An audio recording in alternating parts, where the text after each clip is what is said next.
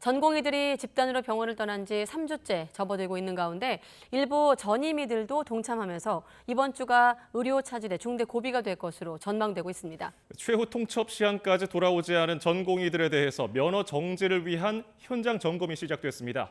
취재 기자 연결해서 자세히 들어봅니다. 조용성 기자. 네, 신촌에 있는 세브란스 병원에 나와 있습니다. 여전히 팽팽한 상황. 연휴 지나면서 의료 공백이 더 심해질 거다 이런 우려가 많았는데 지금 상황 어떻게 파악되고 있습니까? 지난달 19일 이곳 세브란스 병원 전공의들로부터 시작된 집단 사직이 3주째 접어들었습니다. 대학병원 수술은 이제 절반 이상 기약 없이 연기되고 있습니다.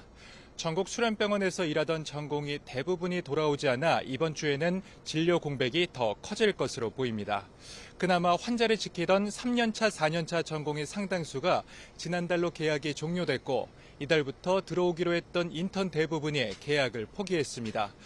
병원에서 세부 진료 과목을 연구하며 환자를 진료하던 전임의들까지 이번 달에 예정됐던 재계약을 예상보다 적게 하면서 의료 공백에 대한 우려를 키우고 있습니다. 정부는 오늘부터 전국 4개 권역에 긴급 대응 응급 의료 상황실을 열어 응급 환자가 제때 치료받도록 기관사의 전원을 조정한다고 밝혔는데요.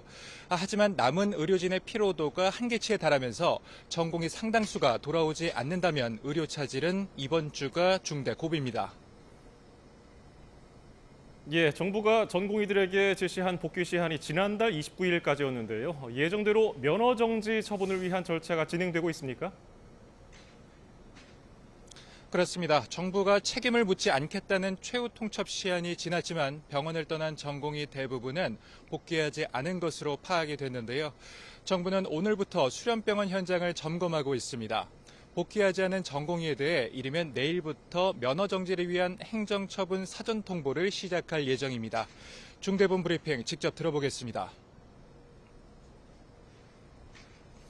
지금 현장에 이탈한 인원은 한 7천여 명이죠. 그러니까 한 7천여 명의 면허 정지 처분이 이제 절차가 돌입되는 것이고 오늘 그 현장 확인을 해서 부재가 확인이 되면 바로 내일 예고가 가능합니다.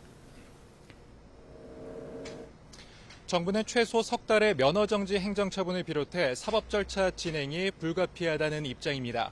이대로라면 전공의 수천 명에 대한 무더기 면허 정지 사태가 불가피해 보입니다. 정부는 특히 2020년 의사 집단 행동 때와 달리 이번엔 구제하지 않을 것이라고 강조한 상태입니다. 지금까지 신촌에 있는 세브란스 병원에서 YTN 조용성입니다.